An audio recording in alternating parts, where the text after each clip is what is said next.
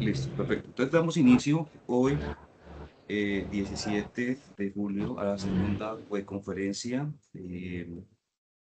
abordaje de rasgos de personalidad en contexto clínico. Hoy tenemos invitados al 1803, 1602 y al 1803, y tenemos un invitado especial, el doctor Rafael Mestre Ávila. El doctor es psicólogo especialista en evaluación e intervención de la personalidad y psicólogo clínico. Doctor Rafael, bienvenido a estos espacios. Bueno, aquí tiene sus estudiantes. Esperemos que en el transcurso de ahorita del momento pues se vayan integrando más estudiantes. Entonces, doctor, el espacio es suyo. Bueno, Omar, muchas gracias a ti por la invitación y claramente a la Universidad Nacional Abierta y a Distancia por permitirme este espacio de aprendizaje y de poder compartir con todos los interesados en este tema tan fascinante como es la evaluación y también la comprensión de la personalidad, aquello que define nuestra forma de ser y que es muy importante en el momento de las intervenciones clínicas. Entonces vamos a adentrarnos en este mundo fascinante para entender un poco de dónde nace la personalidad, entender qué componen, cuáles son los elementos estructurales y ya luego enfocarnos un poco en el ámbito clínico, ¿sí? Que es desde la perspectiva clínica aquello que debemos enfocarnos para la evaluación de esos rasgos de la personalidad. Entonces vamos a compartir en este momento la diapositiva para comenzar este estudio académico.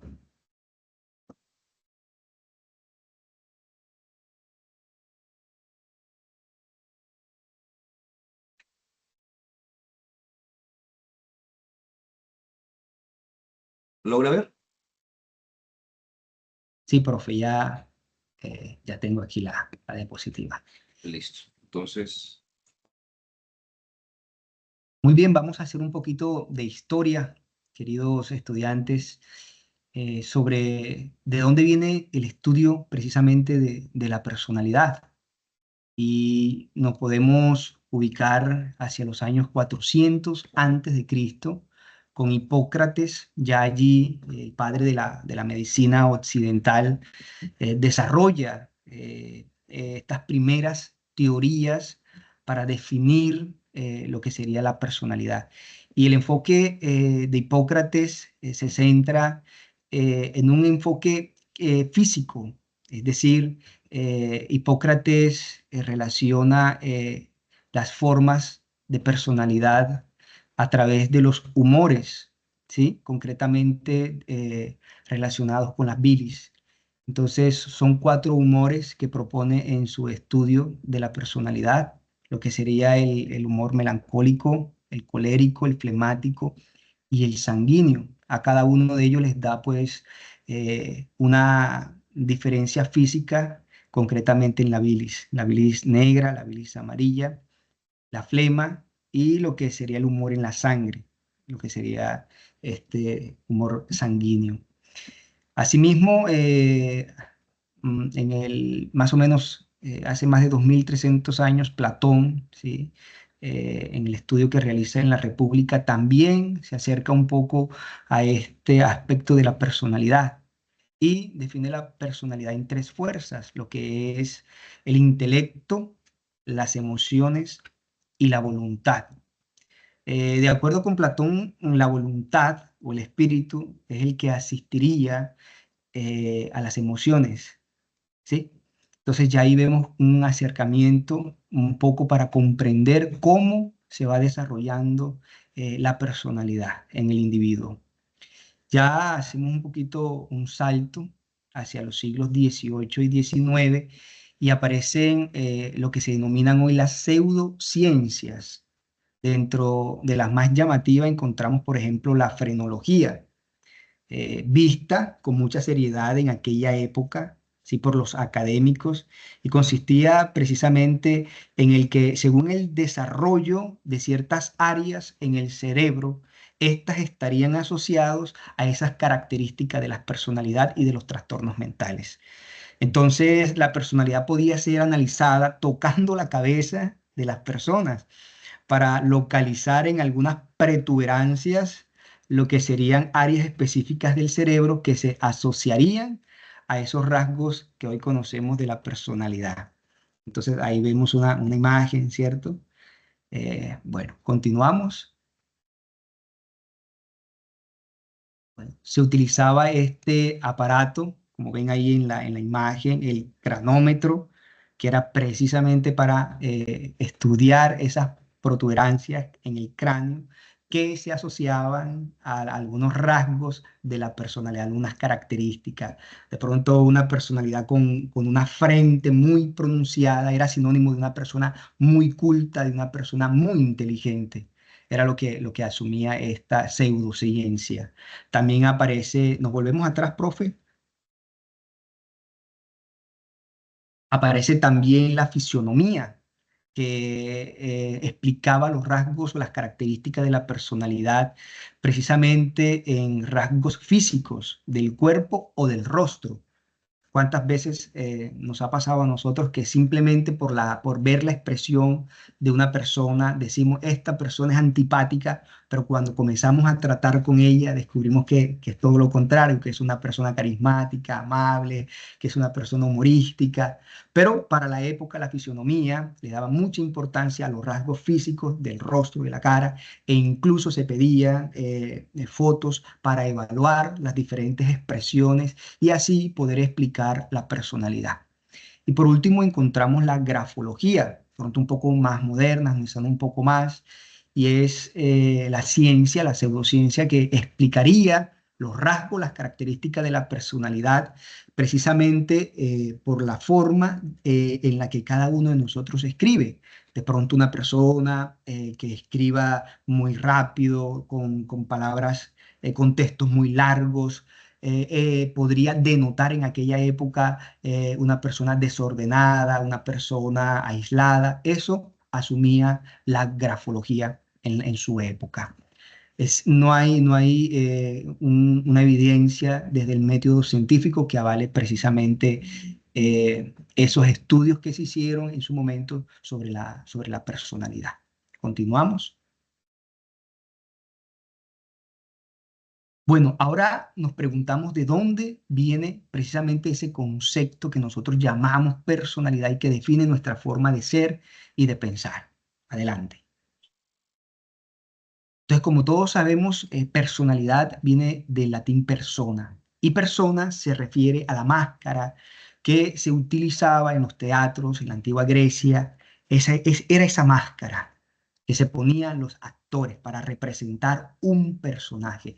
Y esto va a ser muy llamativo y muy importante, porque la máscara en su momento utilizada en el teatro escondía dos aspectos. Uno que mostraba una figura, mostraba hacia afuera, ¿cierto? La representación gráfica de la máscara que se ponía el actor, pero también ocultaba el rostro propio del actor, del que representaba con la máscara algún tipo de personaje. Entonces ya aquí esta definición de persona, de donde viene personalidad, va a tener una influencia muy importante en las concepciones que se van a definir sobre la personalidad. Encontramos entonces la concepción anglosajona y la concepción centroeuropea.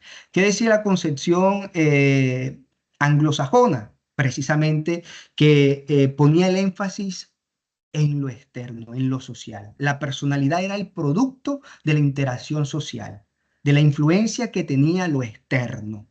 Por otro lado, la concepción centroeuropea ponía el énfasis en la esencia de ser, en lo que estaba oculto, ¿cierto? En la interioridad. Entonces, esto va a ser clave para las futuras teorías que se van a desarrollar acerca de la personalidad, porque siempre van a estar orientadas en estos dos aspectos. Personalidad no solamente es lo que se muestra, lo que se ve, lo que podemos observar, sino también lo que está al interior, lo que está oculto, esa forma de ser, esas cogniciones y esas emociones que están dentro del individuo. Adelante.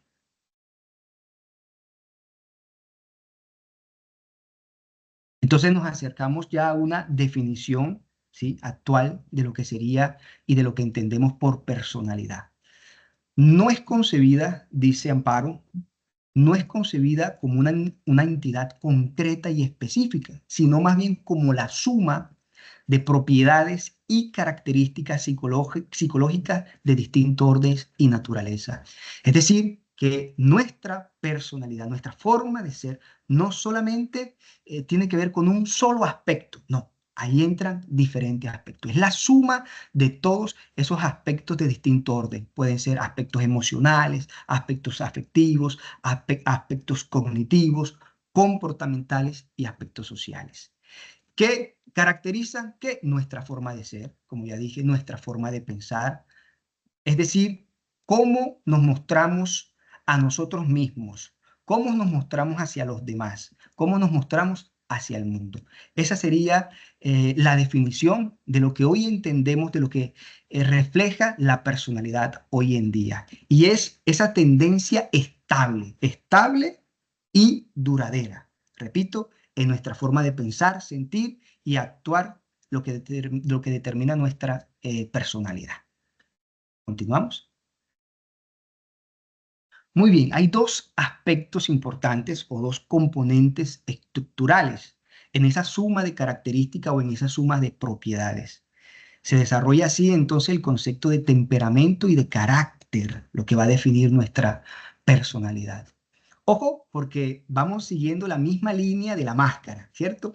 Lo que está afuera y lo que está dentro. Lo que se muestra y lo que oculta la máscara. Entonces, por un lado, vemos el componente del temperamento, que constituye la parte biológica, la parte hereditaria. Se dice que entre el 20 y el 60% de nuestra personalidad, que está compuesto por ese temperamento, nos viene de nuestros genes, ¿sí? Por eso muchas veces escuchamos expresiones como que se parece a su papá, tiene la misma forma de ser, porque asociamos, repito, a esta concepción genética eso que heredamos en nuestra forma de ser y de actuar. Por otro lado, entonces está la parte del carácter, ¿sí? Nuestra personalidad se constituye, se forma a través de nuestra relación con el entorno, con la cultura, con la sociedad.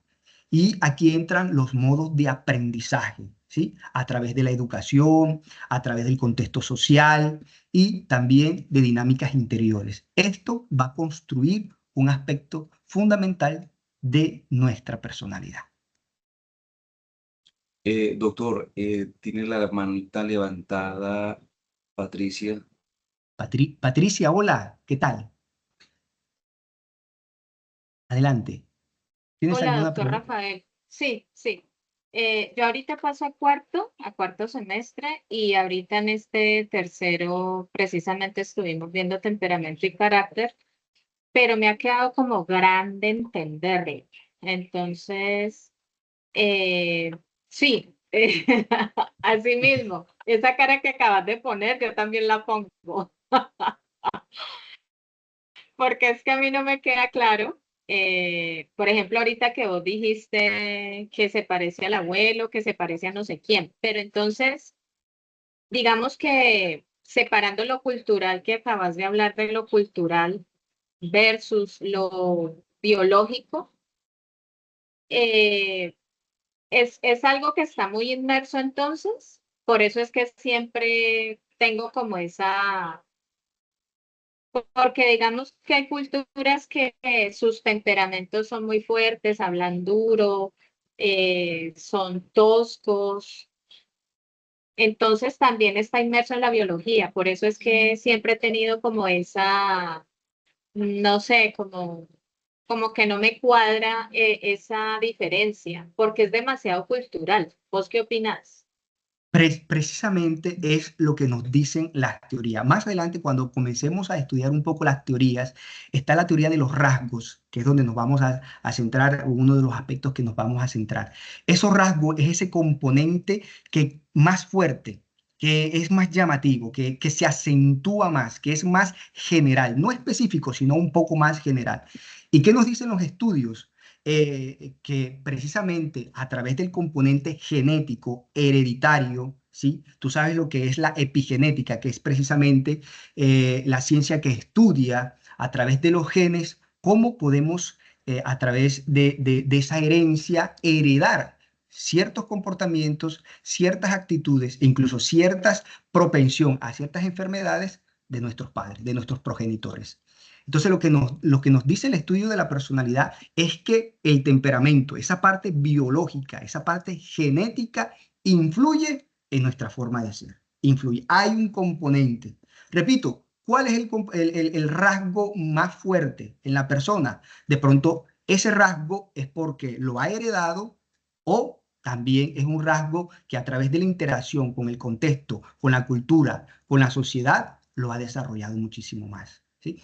No hay una ciencia exacta que nos diga esto es hereditario, esto es social. No lo hay. Lo que la ciencia dice es que la parte biológica está allí.